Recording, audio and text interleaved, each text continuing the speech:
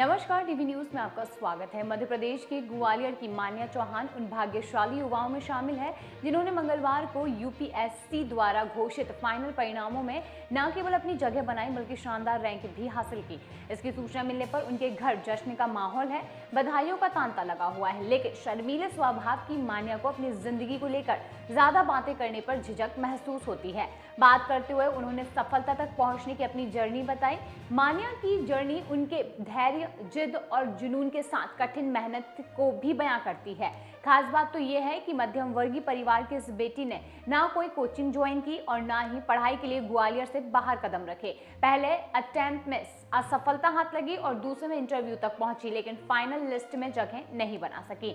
इन असफलताओं के बीच उन्होंने हिम्मत नहीं हारी और उनके माता पिता और दीदी ने उन्हें हमेशा प्रयास करने की प्रेरणा दी और आखिरकार बुधवार को जारी यूपीएससी के परिणाम में वे देश में सफलतम लोगों में शामिल हो गई। मध्यम वर्गीय परिवार की मान्या के पिता डॉक्टर रामचंद्र सिंह चौहान मध्य क्षेत्र विद्युत वितरण कंपनी में अकाउंट ऑफिसर हैं और उनकी भी शिक्षा में बहुत रुचि थी। उन्होंने पीएचडी की है, लेकिन नौकरी लेखा अधिकारी की मिल गई और तो बाकी सब पीछे छूट गया। इसके बाद उन्होंने अपनी दोनों बेटियों को उच्च शिक्षा देने की ठानी। बड़ी बेटी को सीए बनाया और छोटी बेटी मान्या को भी बीकॉम करा के उसी दिशा में आगे बढ़ाने का सोचा, लेकिन ग्रेजुएशन करते करते मान्या ने अपनी राह पसंद कर ली और उन्हें यूपीएससी क्रैक करना था। और यही वजह है कि जब वे 2021 में ग्वालियर के सरकारी KRG कॉलेज में बीकॉम फाइनल में पढ़ रही थी, तभी उन्होंने ग्रेजुएशन के साथ यूपीएससी पर फोकस किया और जमकर पढ़ाई की।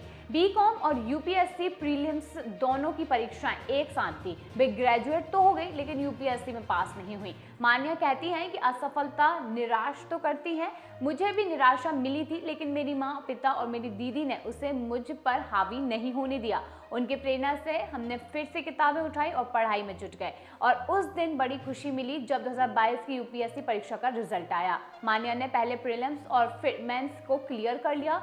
लगा सफलता नजदीक ही घूम रही है, लेकिन जब इंटरव्यू के बाद फाइनल रिजल्ट आया तो उनका नाम गायब था।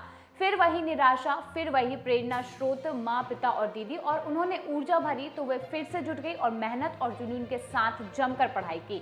आखिरकार 16 अप्रैल को जब यूपीएससी ने 2023 का फाइनल रिजल्ट जारी किया तो उनके परिवार के पास बधाइयों के कॉल आने लगे। वहीं महलगांव के लोगों को पता चला तो वे लोग भी बधाई देने पहुंचने लगे। मान्या ने 84वीं रैंक हासिल की है।